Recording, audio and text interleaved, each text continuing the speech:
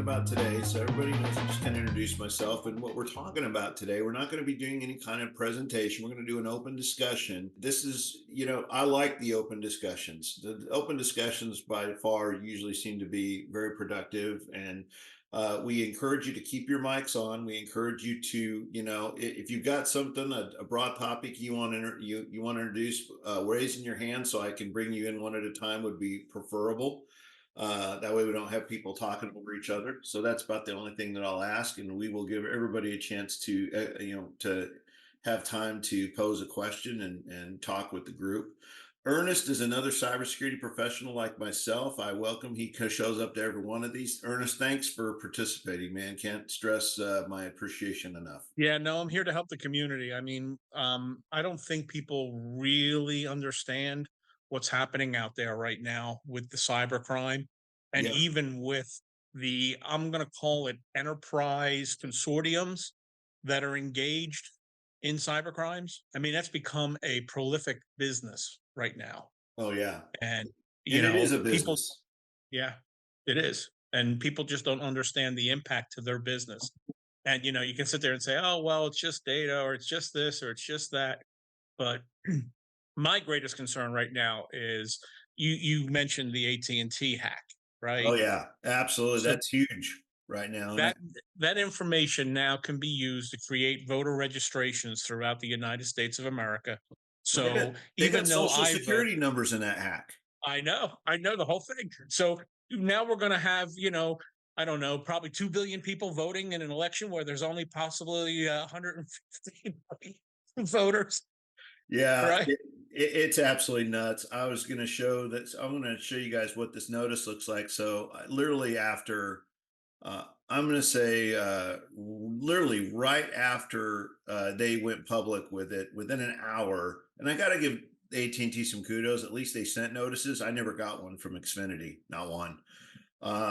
And what I got was this, and they didn't. It's so funny. This is their polite way of saying we screwed up. I don't know any other way to put it. This is our polite way of saying we didn't do our job good enough, and we just exposed all your information. But hey, it. I wish I could say it was anything better. So this is what I got right here. I'll share this out. So this is my personal one. I got a little thing here, and it says keeping your account secure. It came from their AT&T message board, and of course they politely say we take it seriously, which okay, I'll question that one. They're basically telling me that my information was determined to be involved in this breach and that you can contact them. And they're telling you that you can get free credit reports and all this and that. So, the topic today we're going to be talking about, and it's very applicable, is what do I do when I get a notice like this, or I'm not sure if, like for instance, T-Mobile had a breach, Xfinity has had a breach. If you've got a cell phone, every cell phone customer, and by the way, I'm not a cell phone client with them. This came as a result that I have fiber at my house, so I'm an AT&T fiber customer, and that's how my information got learned. So I'm not even a cellular customer. Came from because I have it at my personal residence. Um, so you could be involved in any way, shape, or form in these things. And so my T-Mobile's been exposed, never got a notice from them. I was exposed to Xfinity, never got a notice from them. Like I said, I got to give AT&T kudos because they did send me a notice. That was nice. What do you do when you know or you suspect your information is compromised? Well, one of the first things you want to do is if you do, you can contact. So let's say it's T-Mobile and you didn't get a notice. You call them, call customer service. Say, I heard about this breach. I know about it. Was my information impacted? I was not notified as such, but I saw it on the news. They have to legally tell you if your information was part of that breach or not. Is a legal requirement by federal mandate that they tell you. Okay. If they haven't, if they haven't informed you by email, then they have to tell you if you call and do that. And in most states, it is perfectly legal for you to record a conversation on the phone. as long as one of you knows it's being recorded. So whenever I have conversations like this, I either do it on my company phone where we record all our calls, or I do it on my cell phone and I initiate a voice recording on my side and do it on speaker where I can record both sides. And the reason why that's important is because if they deny it and it was, that is now there's class action lawsuits that come up out of all of these. Okay, there's like right after Xfinity happened, uh, people started going in and actually hackers started going in and locking people out of their own email accounts. And this initiated 3 class action suits within a week. Okay, so there are always class action lawsuits. They are required to notify you if you are one of those people affected. If you hear about it, you're not sure. It's very easy to use Google to look this stuff up, find out who it is, and there's ways you can inquire to find out if you're a part, if you can be a party of it or not. Because it's millions of people and there are millions of dollars involved, your likelihood of seeing very much financial compensation out of this is slim to none. If it is, it might be $100, it might be more. It just depends on what they get. The attorneys are pretty much the only people that win in class action lawsuits. Okay. And I'm just going to be honest with you about that. But at least it's a way to make sure that anything that's been done, like free credit services, free anything that can assist you in helping you rectify what's happened. The fact that you've been identified in a breach and something happens, I would, if your credit card on file, like for instance, the first thing I did when I found out our company credit card, because my company pays for my connection at home because I work from home so much. So we contacted our company bank, and they said, "Yeah, we already know about it, and they're going to monitor it." So the fact is that the next thing I do is contact, if I know that that breach involved one of my credit cards, is I'm contacting my institution to make sure they know. And that if there's anything out of the ordinary, if somebody I've never bought from before, that or from a place that's originating from outside of my locations that I normally have been in the past, uh, I want to know about it. I want it denied first, and I'll okay it, and they will do that. They'll put a credit alert out on your thing, and will flag things that are unusual. Okay, these are things you can do, precautions you can use to make sure that your information that's exposed, if you really want to be careful, just tear up your card, call your card, cancel it, get a new one. I mean, that's something you can do online or over the phone with your bank. um, I would be also, if you have an email account that's being used or hosted. Now, I have an AT&T free email account that I never use. That's part of my AT&T account, but I don't use it. It's nothing I've ever even gone in and looked at. I don't even know what's in it. They've reset the credentials, so I'll go reset the credentials on that just to make sure that that's safe. Make sure 2 factors reset on it and got the appropriate phone number and all that kind of stuff locked down.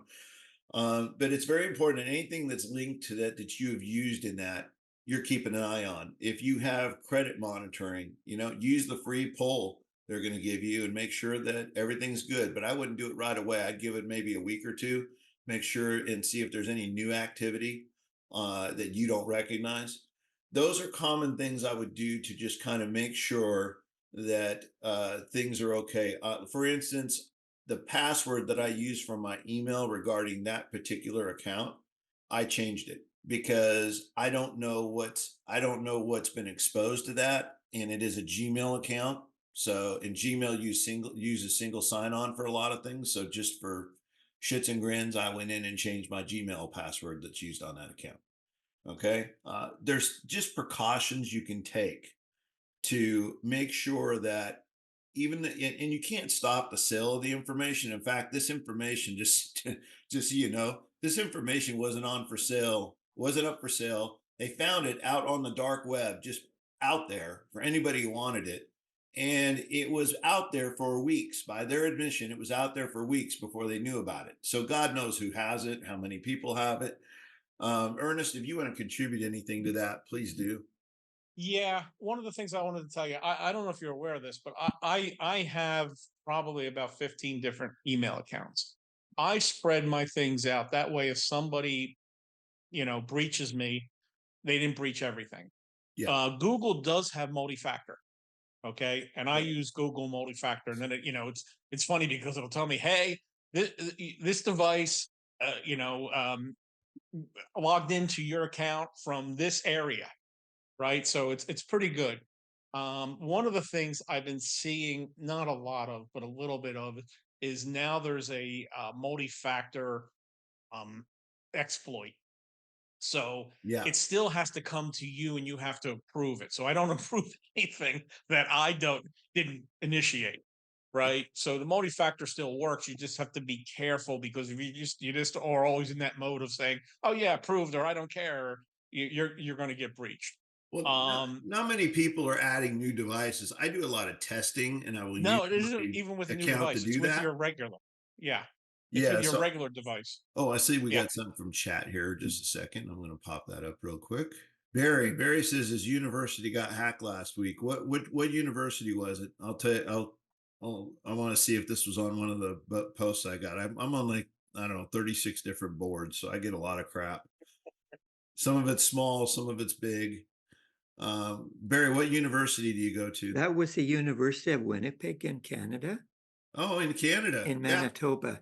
It shut down the whole university computer system, including the exams. They had to put the exams way back Oh, so into June. they actually got locked out. They got ransomed. Yeah, yeah, it got really bad apparently. Yeah, no, Well, it's so you actually got more than just hacked and released. They actually locked them out of the systems. Yeah, yeah, it was a really bad cyber tech.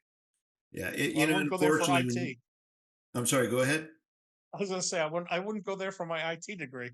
Yeah, exactly. Oh, it's yeah,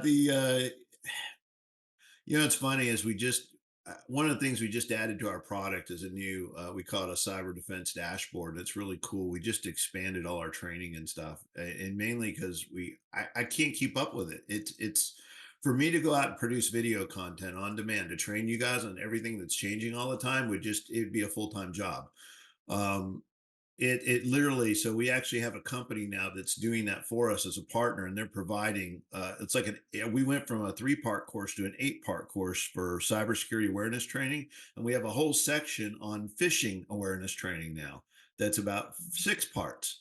And that's all included in our product now. It's not free anymore because it's part of a paid product, but it comes with a cool cyber defense dashboard, because now as a manager of a company, you can go in and it can track whether your employees are taking those tests, see what their progress is, and it actually tracks their answers, so you can see where their weak spots are. And we actually are doing now what's called simulated phishing.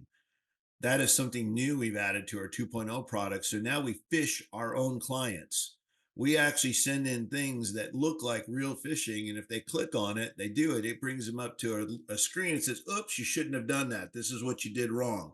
This is what you shouldn't have, this is what you should be looking for, because you just fell for a phishing scheme, and it teaches them in real time.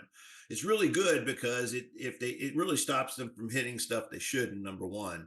But number two, you get to find out where your weak spots in the company are. In other words, you get to see who's more susceptible, who's not paying attention, and who is your riskiest employees from an IT standpoint. So now IT can know, wow, I got to keep an eye on this person. We need to do some more training with them, specifically in this area. We need to lock them down a little tighter, because maybe this person has a tendency to go look at things they shouldn't look at. And as a result, that's putting that computer, that endpoint, at risk. And believe it or not, that happens. I mean, I've been into companies where we've had to go in and clean porn off of a CEO's computer in a pharmaceutical company, of all things, where this guy just had a flat out addiction to porn he couldn't deal with, and did it at work, and ended up infecting, his own company with malware as a result of it. I'll And give you one better, Robert. well, I'm almost afraid to ask. Go ahead. Well, I was working for Disney, and some of the TV personalities that you see on the news shows, and even the executives, they let their kids use their laptops. Yeah, that's Where do kids go? They go to the gaming sites. The yeah, gaming sites are the most, it's like going into a criminal syndicate, yeah. right? The three So, biggest things are porn, gaming, and yeah. gambling. Those three So these things are machines like are the all getting, taboo. yeah, they're all getting hacked and locked, and they're all pissed because their machines are getting hacked and locked. And it's like, well, who was on your machine? No one. You open up the log, and there you see the kid was over at Fortnite or whatever. There are some scary stuff. We did a survey. There was a survey that was done nationally. This was about 3 years ago, and there were a couple of things they asked. One, how many people allow their family or their spouse? First, it was their spouse to use their company computer, their company computer laptop that they bring home, a company asset. That percentage, it was like 82%. Okay, it was way up there. Then they asked how many allow your kids to use your corporate computer, and that percentage was up just below 60. I think it was like 57 or 58%. I'm just like, are you kidding me? Yep. That's like an IT guy's worst nightmare, having a kid use a corporate asset. Yep. Yeah, just what he was talking about. It's kids don't have any kind of idea what they should or shouldn't do with a computer, and they think they trust everything. Yep. So it's absolutely it's so hard from a corporate perspective. Oh, I just want to mention something to you. You know that our government taxation site got hacked Oh quite yeah, a few you years Yeah. ago, did. I heard about that. CRA. And somebody said they did a cybersecurity presentation quite a while ago. Tell me if you agree with this. They said banks are more secure in cybersecurity than government IT departments are. I would say that's probably accurate. Ah, Yeah. okay. I was I've wondering worked at about that. banks. Yeah, I've worked at banks, and banks have it worse because they have to deal with regular fraud, and then there's a thing called anti-money laundering. Yeah, And the government, at least in the United States, we have trade restrictions. And if anyone makes it onto a trade restriction list, you have to seal their stuff and not do any communications with them. So you can't call them, you can't send them mail. You call the FBI. The FBI comes in and decides what's going to happen to that account, whether they move it to somewhere else or whatever. But in banking and in large software companies, you have to deal with trade restrictions. So right now, there's sanctions on Russia. So if Russia was buying Windows and Excel and everything, you now have to cut their accounts off. You can't tell them, you can't do anything except cut them off. And if they're using Azure, you have to down those sites that they're using. So yes, the federal government, I mean, there's people riding on federal servers that are hackers running websites off of federal servers. So yeah, the federal government is a joke. yeah, So they're the worst. And the problem is, so we did some stuff for the. This will probably scare you a little bit. We did some stuff for the FAA about 10 years ago, and we actually went into airports and we were helping with some upgrades.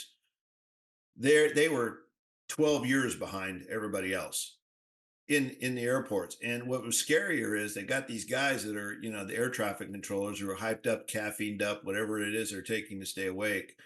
These guys are shooting, paper clips into the fans of the computers and stuff just out of, boredom. They're doing it just for fun. Don't really, are you stupid? This is a machine running into the radar for the, incoming flights. It's like, yeah, yeah. Um, you guys need to leave that crap alone. That's you're playing with people's livelihood there. Um, the amount of, let's just say that I don't fly much unless I absolutely have to, and it's only out of the country. If I travel international, the only reason is because I have to. Inside the country, I drive. I drive. And I trust myself. I trust myself to be enough of a defensive driver. And you can't control everything, but I find it, and they still say airplanes are the safest way to travel. But then again, I've been seeing a lot of videos of hatches coming off, wheels falling off airplanes.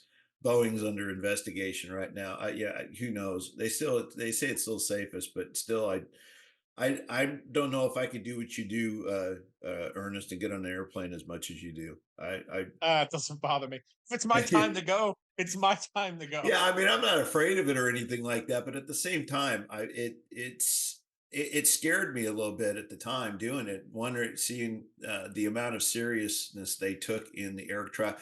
When Trump came into office, I don't care if you're a fan of his or not, and he looked at the Right. infrastructure and he looked at everything and he said, God, we got to fix this. We are so far behind in our airports and our infrastructure.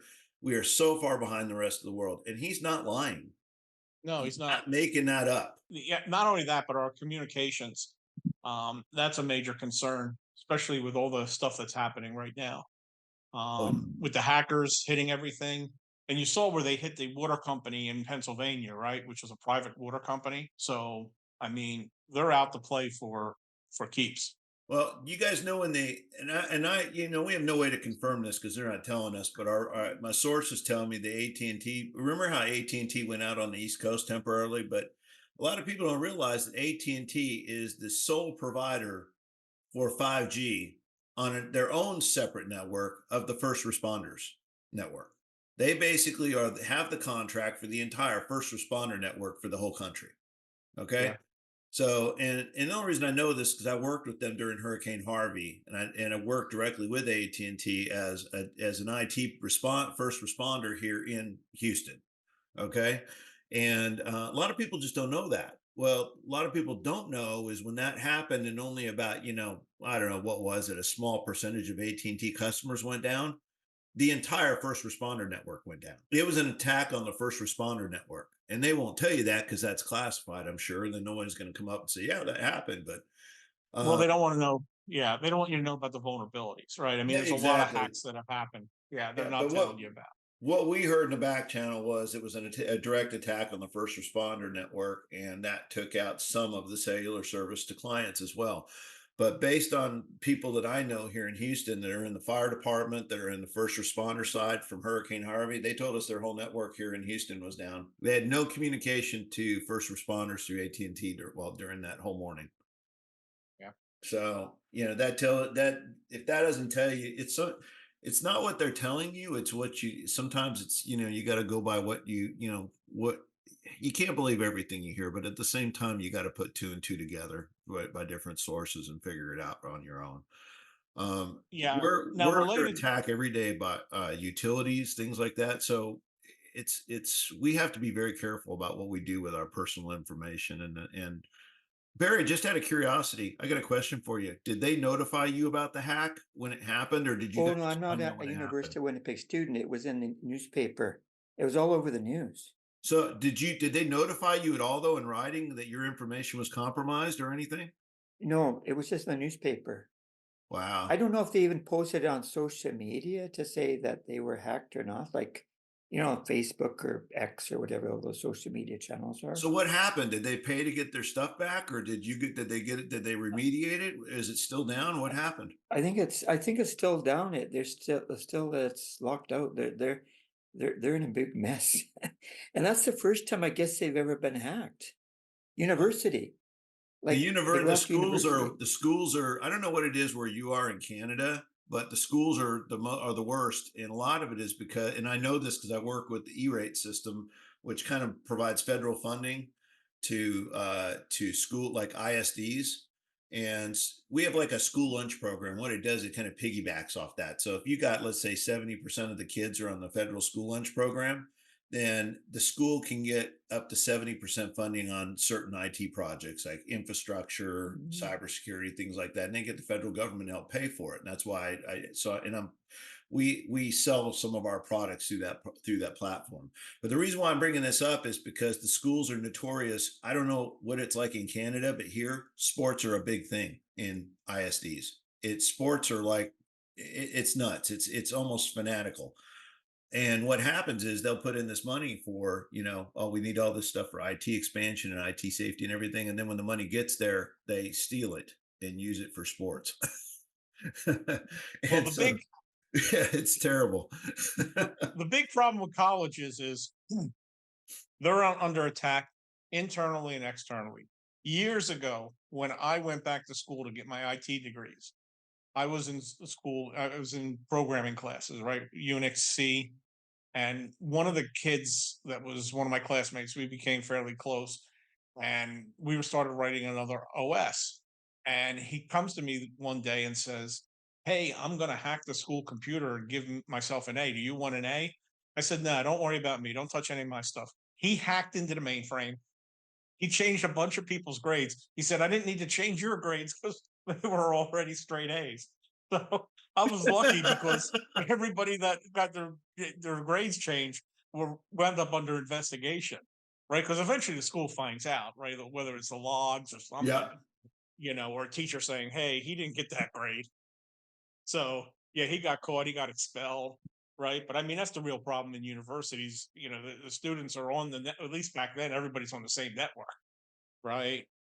So that's the real problem you have. Even I've worked for the majors, like I've worked for Microsoft, Disney, Broadcom, which was Computer Associates, and So I'm gonna the I'm gonna biggest show you problem. guys something just out of curiosity, just to show you guys why we have to be careful. A lot of us in our business know about zero-day exploits, and that is those are bugs in Yeah, our software that they don't even tell us about. They don't have a fix for. They don't know how to fix it.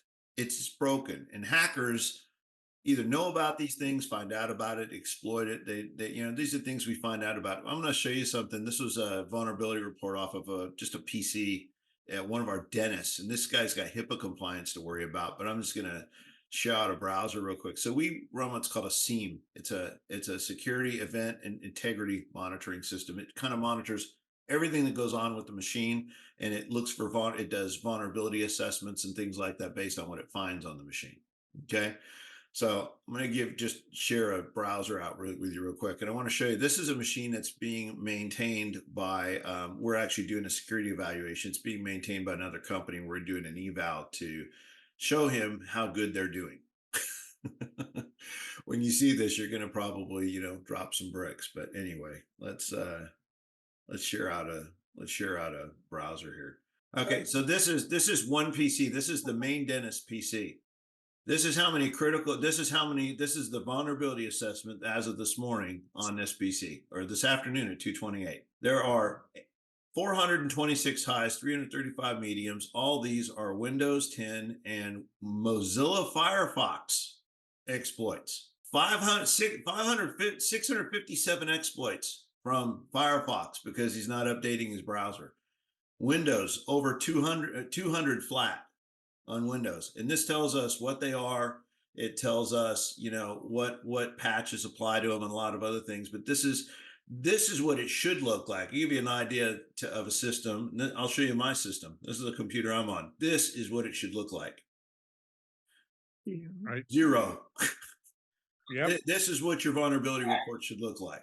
But this is the kind of stuff that as professionals we do and we look at, and people don't realize that how important some of these things really are. Sorry, forgot to mute that.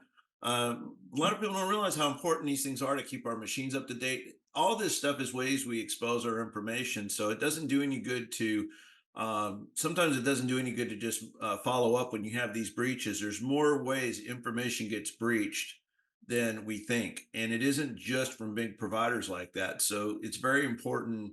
I kind of want to touch on some things that could be that you should be doing within your personal life that can protect your information as well. And that is, one is whatever you're using. I don't care if it's Apple or Windows or Linux or whatever. And that is that these malware, ransomware, everything we use right now is operating agnostic. What does that mean? That means that it works on everything. That means ransomware it's self-aware. It can work on Linux, Windows, Mac. It can work on everything. Now, many of them are specifically written for certain types of programs, or certain types of operating systems, I should say. But many of them don't care about that anymore. Many of them just they can automatically tell what it is, and they're called polymorphic. They can actually change according to what they're getting into, and they can actually go in and change their attack method based on what they find you're running. So this is something that you guys need to be very aware of. And the fact is, if you're using like plain antivirus products like Norton and stuff, that stuff isn't protecting you from anything. It's absolutely terrible. If you guys want to know, anybody that wants to really know about, what to use, we'd be happy to point you to the right direction. There's a couple of products out there, not many, but a couple that include not just software, but there's monitoring. There's a lot of other things. For those of you who use LifeLock's been hacked many times. Before they sold it, it was hacked over 5 times. the guy that put out his social security number on public TV and said, here's my information, come hack it. He was hacked 5 times and got sued by the federal government twice. Not a very smart thing to do. Um, Hackers are a lot smarter than us. And I don't mean us, and I don't mean us as anybody individually, but I can tell you that their thinking in the game is way ahead of ours. And I'm going to give you a good example. How many of you have kids? Anybody here have kids? Okay. So Kathy, you got kids. So let me ask you something. Um, how many of your kids use social media? Okay, all of them, right? All right. Have any of you seen these stupid little things that go around with your kids and they're circulated? They look like they're from a friend and they circulate and say, "Oh, hey, we're just doing a little thing for fun. What school did you go to? What's your favorite color? What's your I name bore of your my first kids. pet?" It's got like 8 or 10 little questions and it's all innocent. And all these kids answer and they spread it around to all their friends. And by long, there's hundreds of people that have replied to this. Okay. James. These are hackers, my friends. These guys, those are bank password security questions, financial security password questions. Fred? Yeah, yes, sir. My daughter, her firstborn, putting pictures on Facebook. You don't do that. You just don't do that. Yeah. It's, I got the same problem with friends. Yeah, I post, the only thing I ever post on Facebook anymore is fail videos. Maybe pictures of my garden. I don't, that my wife wants posted to share with family, but most people don't understand you really got to lock that crap down. And they don't understand by default, it's open by nature because that's the way they want it. You need to go in and lock everybody out of it. And it's not just friends of friends, it's just your friends. Excuse me. I just joined because I was on another call. Oh, okay. What is I came in where you were saying something about polymorphic can change constantly something. I don't even know what you're talking about. Polymorphic malware, viruses, they're basically, there's a lot of things they change, but they can automatically detect. They actually Constantly keep deploy some shifting. level of AI and they can or automation and they can That AI is change dangerous. based on what they find. Okay. They're written to be adaptable. And they don't So need, what they product? aren't just for Windows. Windows is, 96% of what's out there, but it isn't just for Windows anymore. So how do we get around this? Is that because Uh, were you talking about that before I came in? I'll How to get share with you around? guys a link to protection that you guys can use. We give discounts for Alignable. Our company actually has a family product and training. There's also another company out there, eSure, that does a family product, eSure.ai. And the reason I know about it is because I'm CTO. So I sit on 6 different board of directors as a technical advisor, and I'm acting CTO to 4 companies. 3 of them are cybersecurity companies. One of them is eSure.ai. And this company they That specialize in what I can ESSURE. How do you spell that? ESURE.ai, eSure.ai. And they have a personal product that actually it's under their product includes 500 and $1 million of coverage underwritten by, it includes title insurance for your properties. It covers a lot of stuff. I just go look at it. It's a great product. I personally use it for my own personal security for my family, and they have And a what is your family name, product sir? that's really I'm sorry. reasonable. Huh? What is your name? I don't see it My name here. is Robert Trimbath. I'm CTO for AIO Integrations. That's the company that runs the channel. Okay. I And love that. you can, if you want to look me up on LinkedIn or anywhere else, you're welcome to do that. I'm about everywhere. I've been 34 years in the industry, and Ernest here in our group is actually a cybersecurity professional as well. He's done work for Disney, Microsoft. He's kind of a contributor. And Ernest, say hi. Hey, how you doing? You guys might be the guys I'm looking for as I bounce off my Hollywood idea to producers here in the next few weeks. We do a Because I lot of stuff. We do a ton of stuff. He's done more work with the big companies. I've done a lot of work with the small and micro businesses. I've well, I been haven't been focusing on big small before now, business. so I've never needed this kind of protection before. But I can see in the next few years I'm going to need some big protection. I'm keeping you guys' name. Please do. Please do. Yeah. We And do. keep in mind, Robert's company is the one that can really provide you with the compliance you're going to need if you're going to be dealing with producers in My Hollywood. bank account was just hacked last month. Like, yeah. Yeah. Well, that's a bad habit on your part. Just so you know. No, You no, need this to is have multi-factor authentication. and that won't happen. No, I think it was So from I'm a deep trauma therapist. I was helping a woman escape a very abusive husband. And I think it was him from New Jersey because I think he's a hacker. Oh, doesn't we hackers actually, aren't yeah, they're not magical people. We don't do the things that we need to do. It's like not locking your doors when you leave your house and you wonder why you get robbed. So Yeah. you need to follow certain protocols to yeah. make sure that you keep your things safe. Like nothing can happen in my bank without me knowing about it because I've got alerts. So if somebody tries to log in and they fail, I get warned. If they Yep. try Right. It to was right about, yeah, it started around yeah, Christmas and I got real busy for the last 4 months and I just wasn't paying attention. And it was a dollar charge here, That's $6.99, what and they they just count kept on going. though. They count on yep, Yes. us being involved in our lives to a point where we And don't my watch. bank's investigating it now. But yeah, it yeah. And somehow that's it was not Google Pay. necessarily Don't use hacking your Google Pay. account. I just linked Yeah. up a Google Pay for the first time. I've deleted everything from there, but I think it was through there. I'm not sure how that all works. I'm not tech. I'm a This is our therapist. corporate website. We just did some rebranding. For those of you look, the logo looks a little different. We've actually had a rebranding, and as a result of a new partnership, really cool stuff we're doing. But if you want to go in here, this is meant to be very simple. We're telling you antivirus doesn't work and why. If you go in here and you click on this, it will bring you to a page that simply tells you. It has a video here that'll explain why, but we have some fine points here. You can, if you want to create an appointment with us where we'll do a custom solution for you. We're very inexpensive. We basically brought an enterprise product solution that includes a lot of financial protection into the micro market. And I'll show you that in a minute. But if you just click on let's get started, you can actually go here. And the whole point behind this is just tell us who you are, tell us about your environment, and if you got any specific needs or problems you want help with. This goes right into a calendar program where you can set an appointment with me, and I actually do all the initial consultations. That's all I do is education, consultation.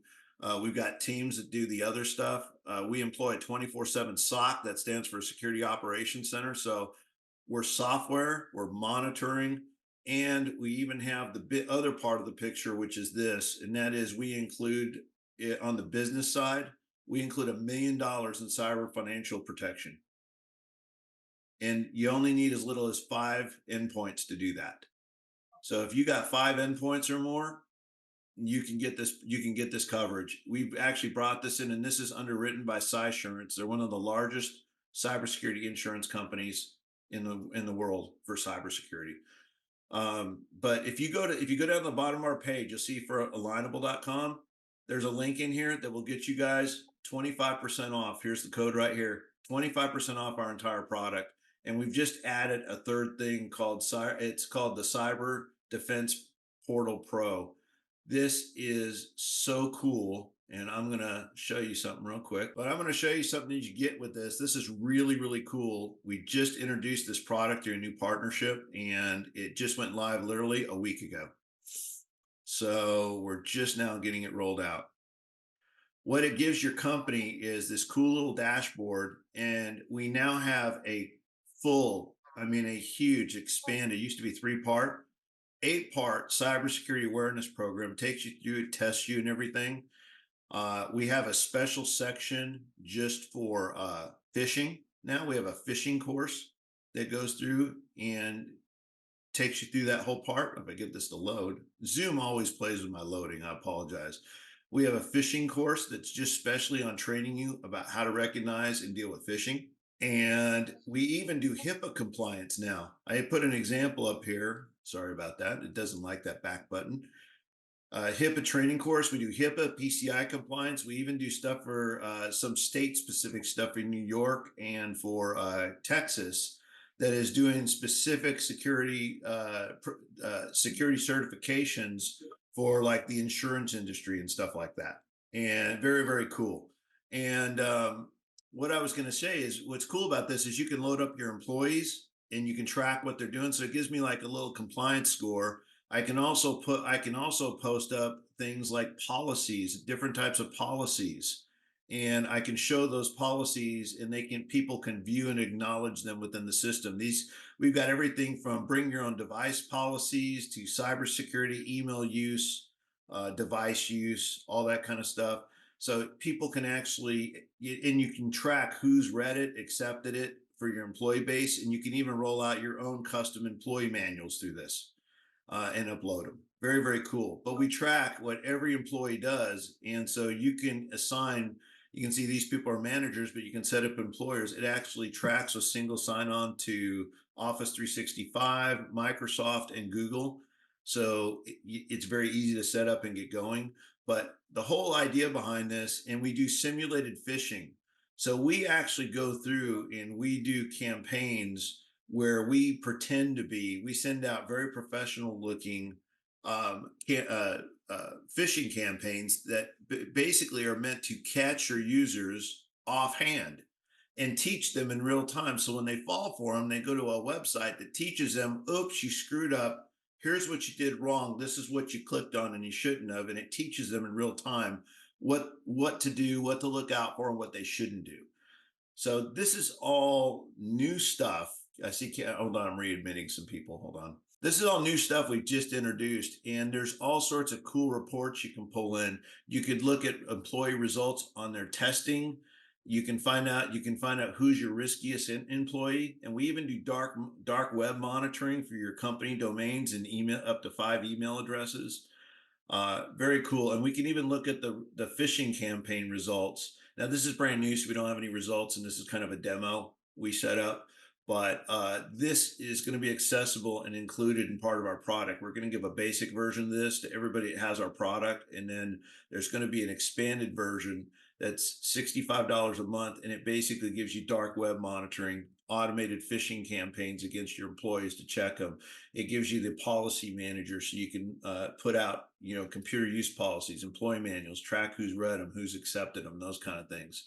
And we can do expanded compliance testing for PCI, HIPAA, and other security protocols. Literally, there's nearly 120 different programs, and you get certification for them. Pretty cool stuff. But anyway, I wanted to have a chance to actually show that because a lot of people don't really understand how important it is for a company not only to offer that, but employees are your frontline defense to what happens inside your company. A lot of people don't understand that that people, your employees, are. It only takes one employee to screw up, and that employee will let it in, and at that point, it compromises the entire company.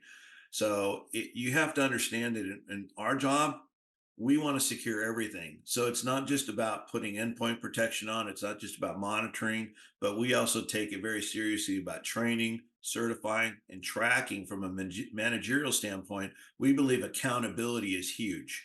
So having accountability and as a company manager or an owner, knowing who took the training, how well did they do? Are they a risky employee or not?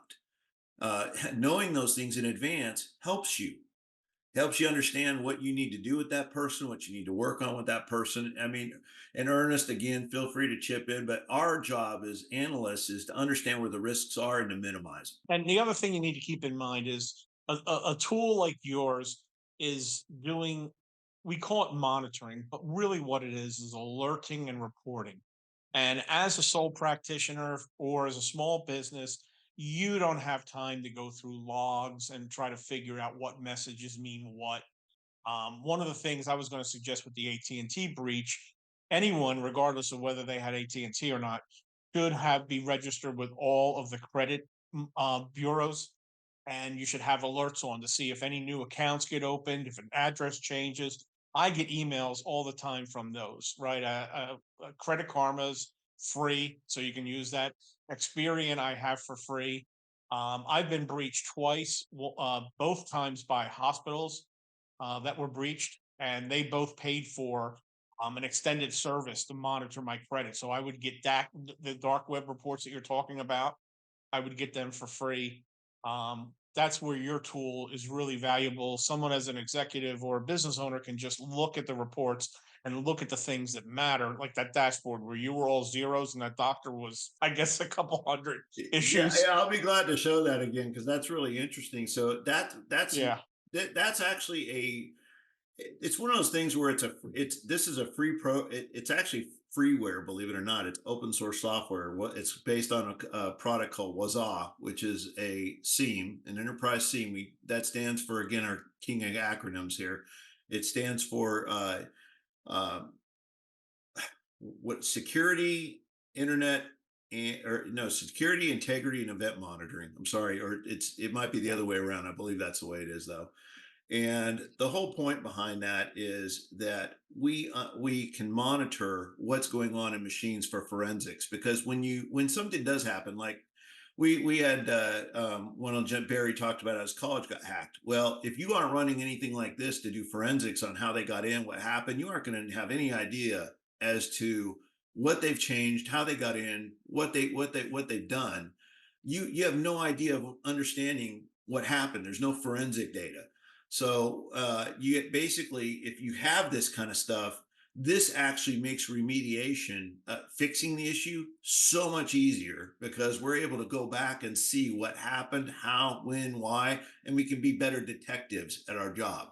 And we're able to, we have the data to look at where a lot of people don't. And you're looking at it ahead of time. So you're exactly. you're trying to stop that horse from getting out of the barn. Exactly. And we're getting alerted when certain things happen to the system. So I'm going to show that screen again because I actually think that's one of the coolest screens. We monitor for a lot of different things, but I'm going to go ahead and share that screen out real quick for those of you who didn't get a chance to see it earlier, because do have some more people in the meeting from earlier. So this is what this is what that screen looks like. I was in this is my dashboard for this. You can see we're monitoring, we're looking at everything from registry entries. We're looking at logins, things that are doing defense evasion, persistent, what kind of impact it has on the system. We're looking for privilege escalation. We're looking at a lot of things. Compliance. You can see it's mostly green, got some issues here in some areas, but if I go over vulnerabilities, this doctor had a lot. And there was only two areas causing this. One was Mozilla Firefox, which is actually a pretty secure program, but it's not being updated, obviously, and there's a lot of this needs some patching. So maybe he doesn't use it. I don't know, but we're doing an Can assessment. I ask you, what is the safest web browser to use? Because I'm not trusting Google at all. So, Believe it or not, out of the testing that was just done, I prefer Brave. Brave is a Brave? great. It's Brave. It's based on Chrome. It's kind of like a de-Googleized Chrome, but Okay. it actually blocks a lot of the privacy block. It's in the Windows Store. It's also should be in the Apple Store if you're an Apple I'm user. not an Apple person. No. It is in the Windows Store though. It's called Brave Browser, and it's based on Chrome. You can link it up with Thank you. Google if you wish, but and I can show you what it looks like if you wish, but it is a great browser. Anyway, so we're looking at this doctor. It shows us that we've got issues with Windows and these are patchable things. These are things that could be prevented. If you go and we'll go back and look at, like, for instance, my machine for a second, and this is mine right here. If I go look at my vulnerabilities, you can see, look at this. I got zeros across the board here, and I go look here, I got 0 vulnerabilities.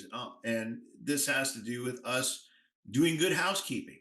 This is how you prevent from having things happen at a machine level, is by doing good housekeeping. And so we as a company have a lot of automation programs that we put in when you're with us. We actually put software that manages the machine, keeps it up to date automatically, and makes sure important security things are applied automatically. We monitor the health of your machine, like we monitor temperatures, CPU usage, disk space usage. We monitor the drives for problems.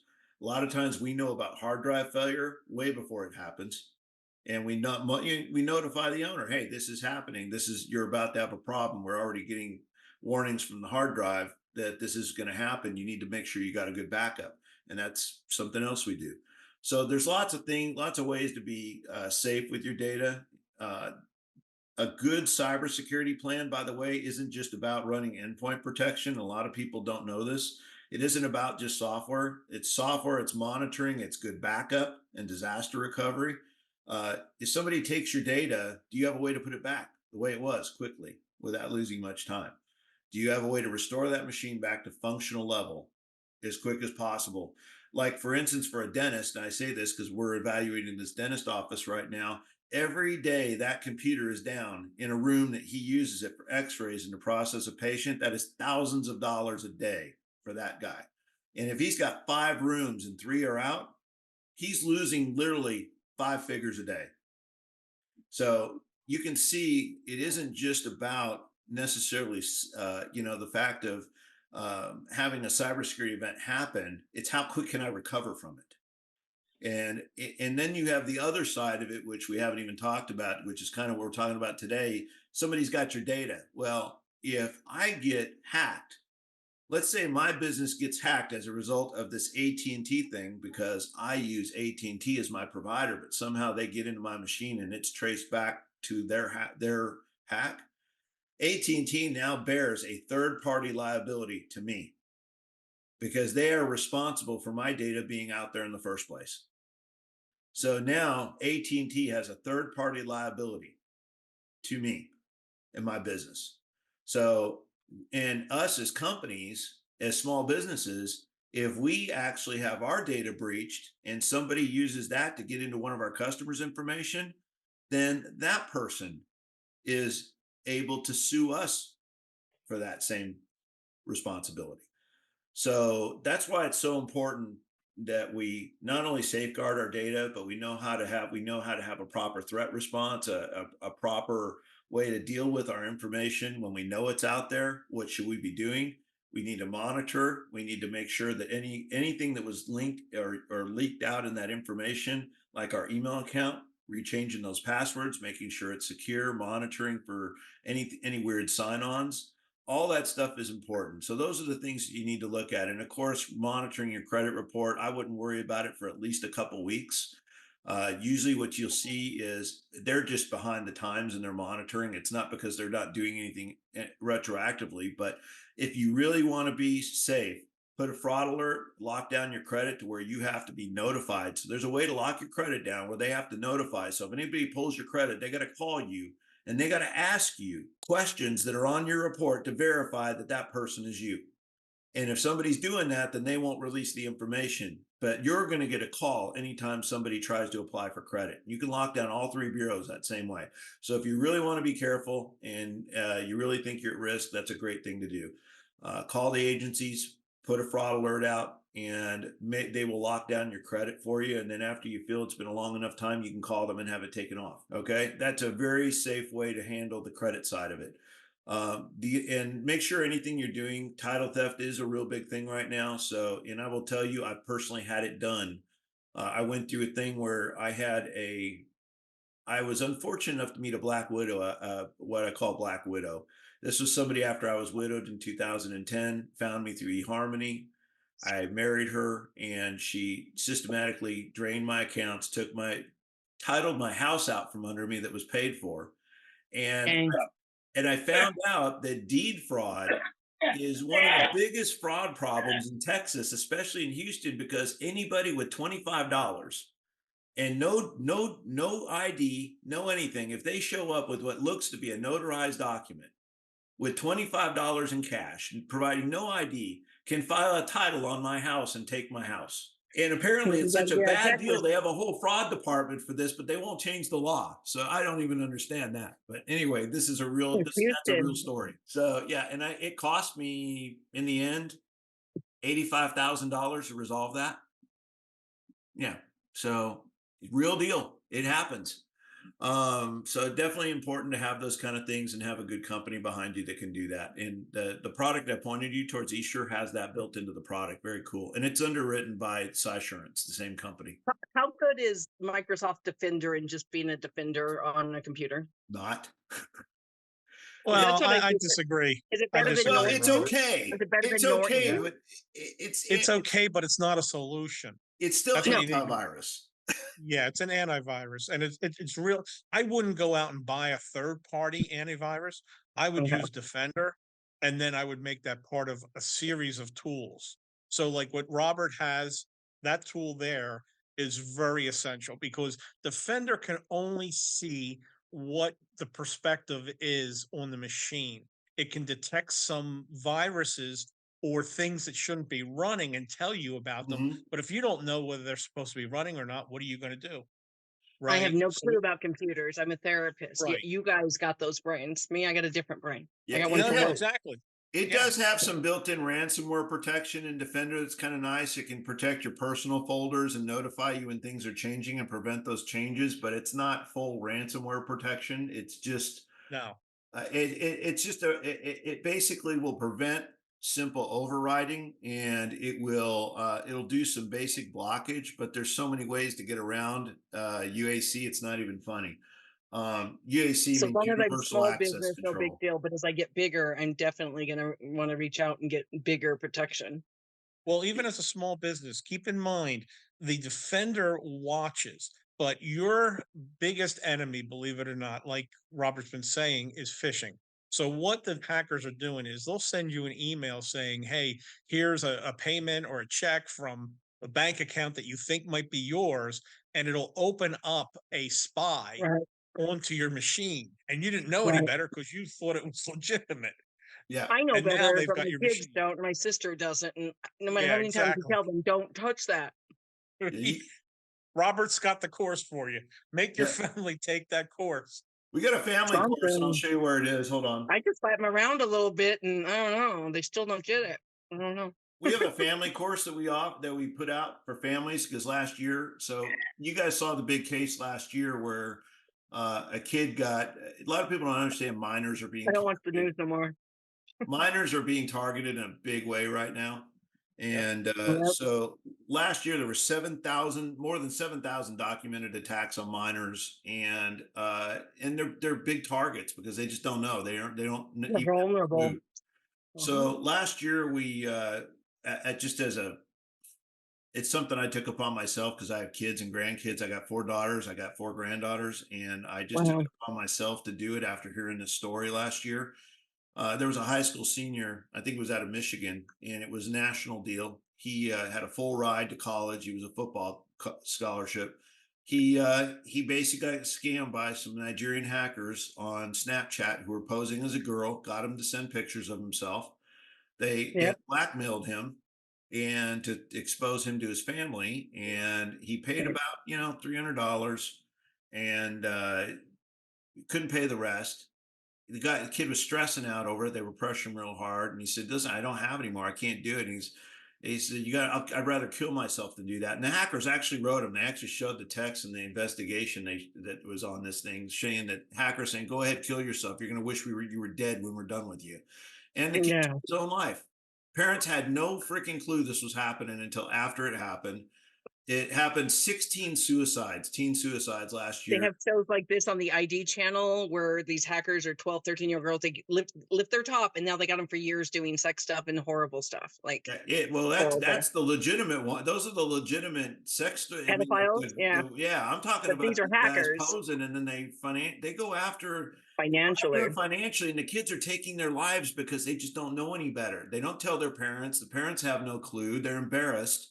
They don't Shame and guilt. lot. You know, And so 16 kids lost their life last year to this. And the parents, damn. even though they caught these hackers and they're charging them with murder, it doesn't bring their kid back. Oh, no, it doesn't. So we went out. We created a very simple course. I'm going to put the link to it right What now. age group? I'm going to put How a young? direct link to this course for the parental class. We've got one for employees. We've got another for families. I'm going to put the one for families. It's completely free. All you have to do is go register. That's just to make sure you're a human. Verify your email, just your name and I'm not email. sure I'm a human.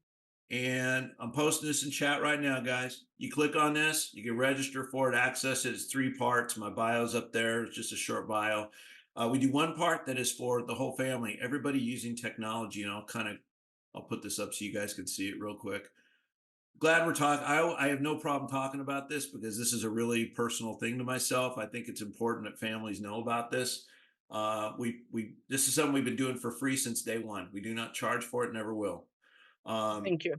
so if you look here, this is the site you'll come to. You scroll down, say cybersecurity awareness. If you expand this, there's 3 lessons here. This first part is for anybody who uses technology. It's meant to be watched as a family. Talks about the threats, how to recognize them, avoid them, protect your family. There's no testing to this. It's all educational. Okay. The next part is for parents only. We talk about how and why hackers are targeting minors and using social media We talk about what they're doing with the information they're obtaining from. You can't see any of this, can you? There we go. I just realized I hadn't pressed share yet. Here we go. We're with you though, Robert. We're with you. All right, in there in spirit, but not visually. There we go. Here we go. We were So looking through your eyes. this first part is about what I just discussed. This is meant for all the members of the family using technology. So probably aged like maybe 8 and above, 7 above. And I know there's probably more, but it's probably a little beyond their comprehension below the age of 7 or 8. Above that age, this is parents only. This is the part I was talking about why hackers are targeting minors, schools, and how they're using social media and putting that information together as a database to basically undercut our kids. Basically, they are building databases of information that as our kids come into their own, they have everything they need to steal their life right out from under them. And this is what people don't understand. Parents aren't aware this is happening. They need to be aware. They need to be smarter about teaching digital responsibility to their kids. Okay. The other part is creating boundaries with digital parenting tools. A lot of parents will love this. We talk about creating boundaries with electronics. In other words, 6 o'clock at night, you come home for dinner. Guess what? You turn in your phone. You've had all day to be with your friends in the outside world. It's time to come be with your family now. How many of you have gone to a restaurant and you're sitting around a table and you see the whole family and everybody's on their phone. Nobody's talking to each other, completely disconnected. That's a broken family, my friends, and that's the thing we'd like to fix. We'd like families to be families again. So we talk about computers in public places being available for homework. Phones don't go into rooms past 6 o'clock or whatever it is you determine to be a safe spot. They get turned into parents. Parents charge them. They're not accessible. We show them how to use electronic tools from Microsoft and Apple, how to lock your kids out of their Xboxes so they can't log in at 3 in the morning or 2 in the morning. So they can't get into their computers, even their laptops that may not be in there. So you can know where they are with their phones, see who they're talking to, who they're texting. So you can know what apps are installed on their phones. So you can control who they talk to and know when they're doing things that are inappropriate. For instance, you got a teen driver, you want to make sure they're going to the mall or the movie theater. The programs are geolocated, so you can know they're where they're supposed to be and when they're not. You can know when they're driving too fast, braking too fast. For those of you who are like me, that every time when I was doing training with driver's training, I was hitting the imaginary brake on my side of the car. For my daughter, who is unfortunately picked up too many habits from her dad. So, we talk about those kind of things, but these are very important, very quick. There's a lot more to learn. We're just trying to teach parents how to be more aware so you don't end up with the surprise of your kid being one of these unfortunate souls and not having a clue it happened. Anyway, we're at our time limit for today. Please ask any questions you guys have. Feel free to unmute and please speak.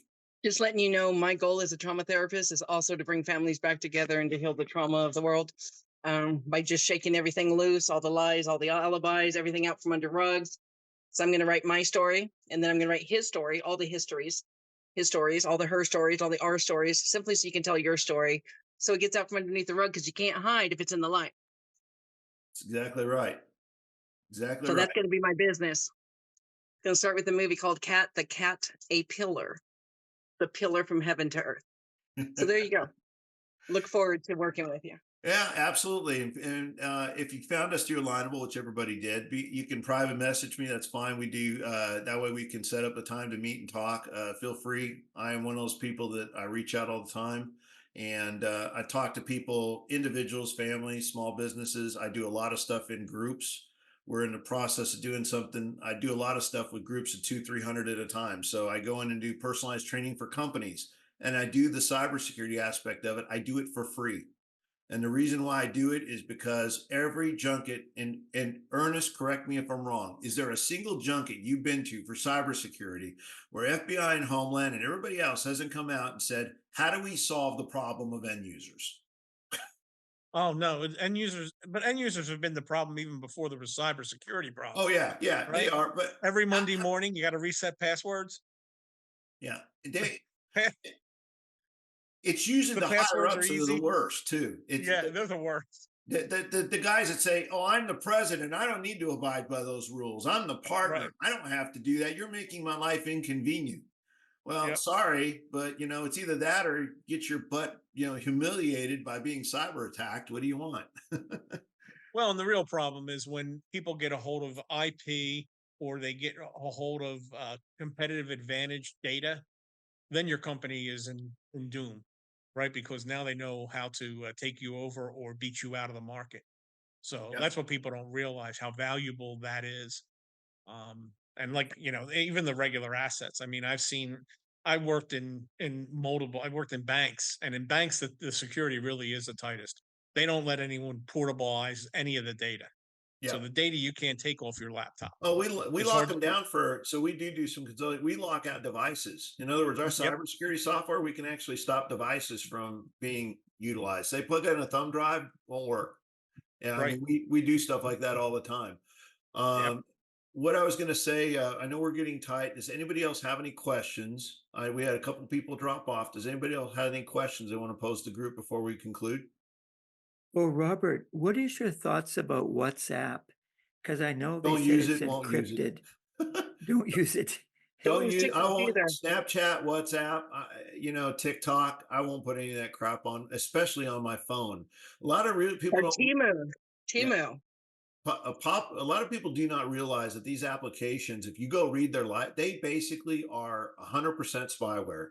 They They're have full CCP access to your controlled. device, your keyboard. They do keyboard tracking, geo tracking, everything. What about when you could buy a laptop? I just bought a Lenovo and then realized it's China owned.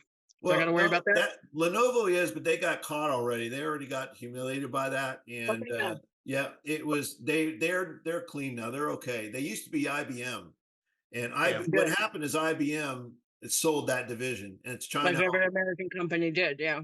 I actually own a Lenovo laptop, and it's a good device, but I do not use the default Windows setups in any of my devices. The first thing I do is wipe the device and put on my own load. I do Yeah, I not. don't know how to do that. That's why I need guys like you. Yeah, well, that's how we make a living. That's how it works, right? Yeah. Yeah. Yep. Yep. I just want to know if Ernest knows that he looks like one of those guys off the old Beretta show with his hat and that picture and that beard. He's all I like, used to be called the Hitman. yeah, you look like that guy. Yeah. He does look like that guy. That is funny. That is funny. Yep. Well, I'm going to conclude by two things here. One is that we do this every other week. I've already posted the topics through May 14th on the group, and so that's up. I'm going to do a better job about doing that out at least 4 weeks out. So we got 6 weeks. We do a live version every other week, and I do post a recorded version on a topic uh, every other week between that. So I just put up one on the group yesterday that was meant to be last week, but I'm late, so I apologize. I was on spring break and I was at a conference, which just allowed me zero time whatsoever, especially with Easter weekend. So that is up as of this morning or yesterday, I think I did it. And then today's will be posted within the next 24 hours. We'll have it up, the recording for today. Okay. We Thank do you, Robert record and all Ernest. these and we post them so you guys can share them, watch them, whatever you want. The next topics we're going to be doing. If you guys, by the way, if any of you guys got something you want to hear about, private message me. We'll put it on the topic. Let's put it this way: we like talking about this stuff. We're passionate about it, and if there's anything we can cover to help you, in your business, and it isn't just cybersecurity. If you got technology questions, I'm 34 years in the business. Ernest is probably almost as long, if not as long. I don't know how old you are, Ernest. I won't. I won't I've been, humiliate you. yeah, no, He's I've not been as in old the as his field. picture. No, I'm older in the picture. But yeah, no, I've been in the field 30 years. Yeah. So both of us have Yeah. been around a long time, and we find we get professionals in here from time to time that contribute besides Ernest, and I love that. Anytime we can get more people involved like that, it's great. What politician is running with this platform? Oh, yeah. I love it. I'm sorry. Seriously, Yeah. Don't go there. it's easy. One of these two, whatever, they can take this topic and run. Yeah. What Yeah. a change! What a change we need! You know, there's the What problem. we're here for. I don't even get me started on politics. I'm going to stay out of that one. That's I know it's not here, but I'm, still. And from I don't want him Houston, to get pissed off and not come back. So I'm leave guessing it it's pretty. alone. I'm guessing it's pretty purple where you are now, Robert. So yeah, you better walk that fine line. Yeah. You It's know, all we have a funny. lot of Californians, and I was born and raised in California. I've been here Me 30 too. years. Yeah, I grew up Where in at? Squaw Valley initially, and then Huntington Beach. I was born in Bellflower. Okay. Went to Yeah, Paramount High School with I was Bobby. born in Linwood, which isn't far from Bellflower. I played Linwood in softball and tennis, man. Well, I ran to the library the rest of the time because I'm like, Yeah, I wasn't there very long. When I was 5, we moved to Squaw Valley. So I went from there to like 12 feet of snow every year. We lived 5 minutes outside the Sequoia Park entrance. oh, how And then, beautiful. so I went from like hunting, camping, fishing, skiing Oh, good. to surfing and ocean kayaking and sailing. And I went to school at Cal Poly Pomona. So Wow, okay. yeah, so I came out here in 90. I didn't even start college until I was 39 and graduated when I was 52. I'm 58 and a half now. Okay. And now I'm You starting got to pop off. I'll be 58 this year. August will be this year. I'll be 58. So August, huh? I'm September. you My look sister's August. Yeah. you look far younger than I do, man. As soon And as I was a meth addict for 15 years in my 20s. wow. Well, I don't know. I got quite the I don't know if story. that helped you or did that help her? It helped my story because I don't look like it, because I drank milk and I was still smart. I worked in the aerospace industry, McDonnell Douglas aircraft, worked on the first C-17 wingspan, Oh all that man, stuff. my grandpa.